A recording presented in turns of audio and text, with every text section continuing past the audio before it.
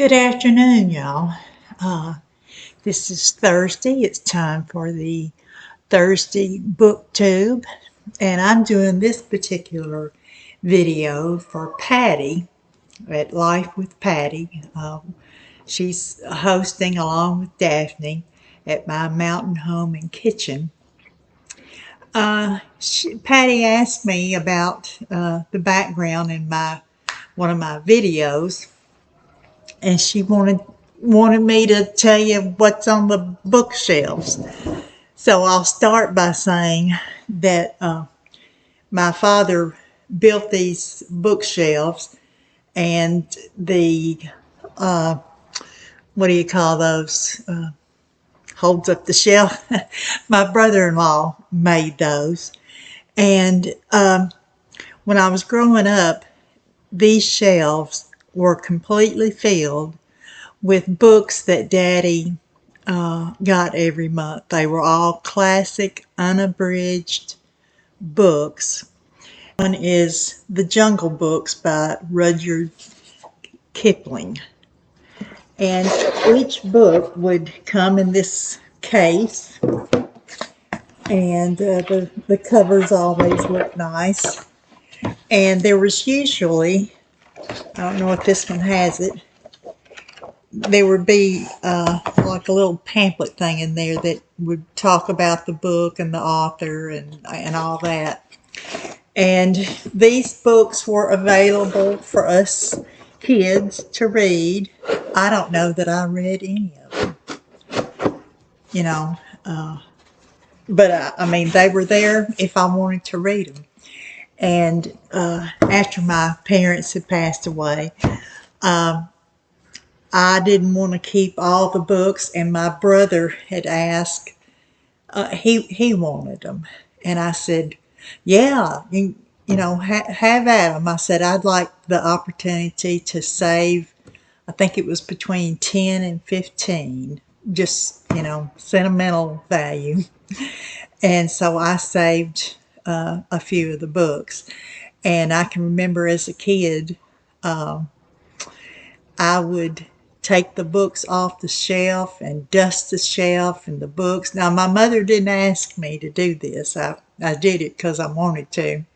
I'd take them all off and dust everything, and I'd put them back. Sometimes I'd, group the authors together, or I would put them in alphabetical order by either the author or the title of the book. Maybe I should have been a librarian or something. I don't know. But, so I started putting my own books on there. Let me go around here. And that mirror right there, my brother made that. And, you've seen, and I think I've talked about the paintings and everything. And this one right here, that one is new. One of my cousins gave me that. Her sister, my other cousin, had painted that, and she gave it to me. And this one right here, it doesn't show up very well. Let me get it down.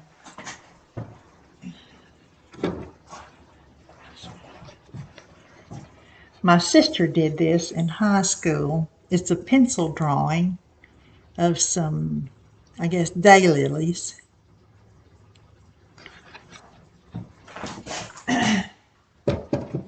And I guess I can just stand up and do it. My sister-in-law did this one. I said I like lighthouses, and she had painted it and gave me one. I need to get it framed. And my sister-in-law also did this one, this hummingbird. I need to twist that little piece of paper around. It's little curled up pieces of paper. And my great aunt did this one over here. It's a painting, a landscape of Oklahoma.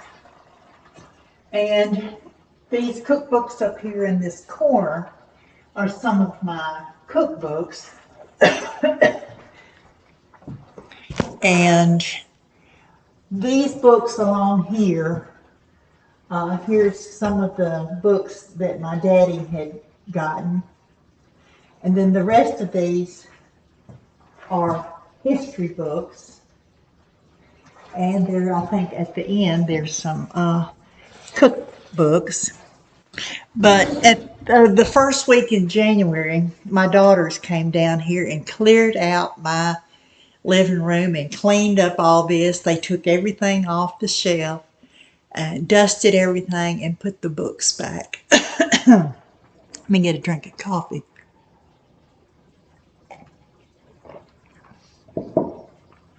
Some of the books were upside down. They were just, putting them back. And they said, when they were all finished, they said, we may not have put them back exactly like you had them.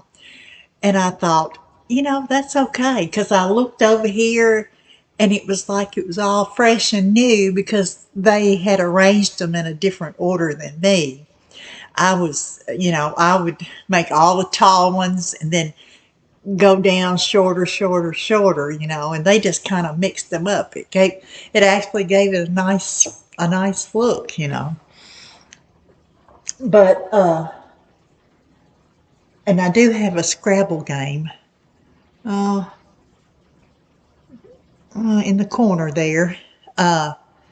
I started playing Scrabble when I was 13, and I've always had a Scrabble game. I'm always ready for a sit down at a table and do a Scrabble game.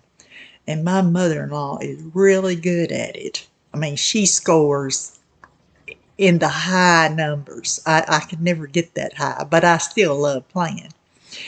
And then there is, up at the top is my I call them my Georgia O'Keeffe poppies. My sister-in-law painted that for me. And then up there at the top, let me see what these are. These on here are cookbooks. And I do have I have a watercolor that I just love. This was done by my youngest daughter's neighbor. The utilities, power had gone out. It was in the wintertime, and she didn't have a way to get out, and I went and bought her some food, hot food, and brought it back. And she liked to paint, and she gave me that. I just love it. I love the colors in it. I need to get it framed too. Oh, let's see. Now, this is a church cookbook from the church that I grew up in. I need to get this one out and do some of the recipes from out of here, because they're going to be good, because this was from, I don't know, the 60s, I guess. I don't know that there's not a date there, but those would be good.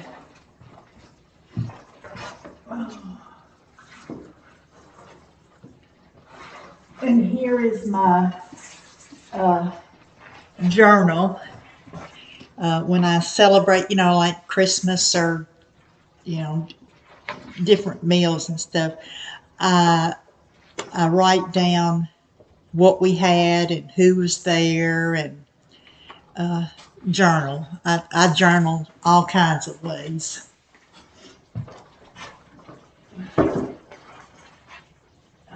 My son, he and my husband went to a yard sale one day, and my husband told my son, he said, you need to buy something for your mother. So he bought me this little squirrel. It's brass. It's real heavy, but I just love that. It's just simple, but I like natural kind of things. And this rock, I call it a rock. It has a proper name, but I don't know what it is. I've told you before that I homeschooled my children, and one of my chiropractors was a rock collector, and we went to his home, and he showed us around, and he cut some, I think it was agate, and gave each one of the children a piece of that agate. And he gave us several rocks. I have a lot of them right along here. This is an ammonite, you know, said to be millions of years old. It's like a nautilus, or it's like a snail from long ago. And what happens is that these will they'll crack or break off, and then they fall down in a body of water, and over thousands and millions of years, different particles will get in the little what do you call them, the little crevices in there, and they end up making different colors and everything. And so those are different minerals in there. And there are some from, I think it's Canada, and they're brightly colored. There's different kinds. But my daughter saw this online, and she said, "Would you like to have it? The person says there's a little scratch on there. You may not want it." I said, "No, that just makes it even better, you know." So I like collecting those ammonites. Is another ammonite. Now this is handmade.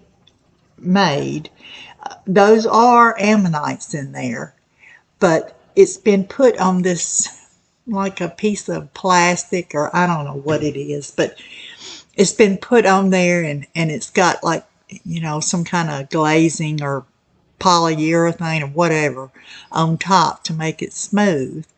But those are real ammonites in there, just bits and pieces. And here is an ammonite, the whole piece. It's not been cut or crashed or dropped or broken, but it's all one piece. And these things can get as tall or taller than a man. You'll just have to do your own research if you're interested in that sort of thing. But I like natural things, you know, to decorate with. I'm not much of a decorator, but I like nature things, you know. These are all cookbooks along here. These right here are one of the first sets I got. I got them when I was about 20 years old. It's a set of Woman's Day Encyclopedia of Cookery, and there are 12 volumes. And they're very informative. You know, it's kind of like a encyclopedia, a dictionary. And as an example, it gives you like hors d'oeuvres, and it explains to you what are hors d'oeuvres and gives some recipes. And in the back, it's got a nice index. And then for each cookbook, there is a menu. And the menu, you know, is using all those volumes of cookbooks to present you with different menus. And some of them are weird.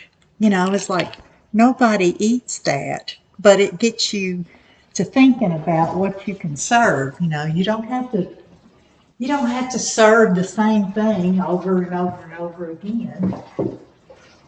Now, let's see. Well, I guess the other cookbook. I have two cookbooks that belonged to my mother, and she only had two. She had this one, The Wise Encyclopedia of Cookery, and it is like a dictionary or encyclopedia. Uh, gives you recipes, gives you definitions of different food products. But, you know, I'm thinking about my husband's grandmother. I asked her if she had any recipe books that I could look through. She said, I've never had a recipe book. Now, she was born, I think in 1914. And she didn't have a cookbook. Now, I don't know about my father's mother because she died when I was, when he was 2.5. And my mother's mother, I don't know if she had any recipe books. I mean, I was just 12 when she died, so, you know, I didn't know enough then to say, can I have grandmother's recipes? And I do have my great-grandmother's, my father's grandmother. I have her recipe a book, and it's, you know, big. I've done a video on it. Not a detailed video, but so I want to research and find out how common it was for housewives to have cookbooks. You know, I started buying cookbooks when I was about 20. I'm 70 now. I have a lot of cookbooks, but and I love flipping through them and reading them and all that. But young women today, they don't want them. They just want to look it up on the internet. So I imagine that when I'm gone, most of these cookbooks will be gone, or you can find them at the Goodwill. But yeah, how many housewives had cookbooks? Now, I'm a family genealogist, and you know, I research through newspapers, excuse me, old newspapers, and every once in a while I'll see a recipe in there, and I imagine women, that's how they got a lot of their recipes, or they got it from you know, other ladies when they had dinner or something like that. So, you know, what is the importance of cookbooks in American culture? You know, cookbooks have been around since the 1600s, let's say, and they weren't available to everybody, you know, because you know, a long time ago, books were very expensive, so they weren't available for everybody, just, you know, the lords and ladies. So a lot of recipes are handed down, and the idea of, you know, making something and then making that every week forever, I didn't find that in my own life. I looked for new recipes. I would cook something for a couple of years, and then I would move on to something else. So how important are cookbooks to you? I love my cookbooks. I even have a couple of old ones from, you know, like 1904 or 1912. I have a Good Housekeeping from 1950 something. But when you look at the YouTube videos for cooking, a lot of the recipes are either hand-me-down recipes from grandmas and grannies, and some of them are new. You know, ways of cooking have changed over the years. So it'd be interested to get your comments about, you know, how do you feel about cookbooks? You know, like I say, my mother had two cookbooks. She would cut recipes out of the newspaper. And how do you feel about Audible? I like holding a book in my hand and reading it. Now, I do have an Audible account, and I can listen to some things, but I have to make sure that I listen to the sample that they have, because sometimes the people that read those books, I can't stand their voice, and I know I'm not going to listen to the book. Now, last night I was listening. It was an hour and 7 minutes. I haven't finished it yet. It was The Art of War by a Chinese general, and I don't remember his name right now. And I wanted to listen to the book because I'm interested in world history. You know, Genghis Khan, Alexander the Great, you know, all those people that conquered the world. And I thought, now this Chinese general lived, you know, like 600 BC or something, or whenever it was. And I thought, well, if I listen to him, that might give me some insight to the, you know, the people that conquered the world or whatever. But I just thought it'd be interesting, and it was. And I think I'll do a book report on that one in a week or two. But in the meantime, I am struggling reading Alexander Hamilton. It's not that I like the author. It's an avoidance issue for some reason. I'd rather sit and play my game all day, so I'm struggling. So, you know, I don't know what to say. My mind says, you can do this, but you're not going to do that. So, all right. I guess I'll let that be it. So there you go, Patti. That's what's going on.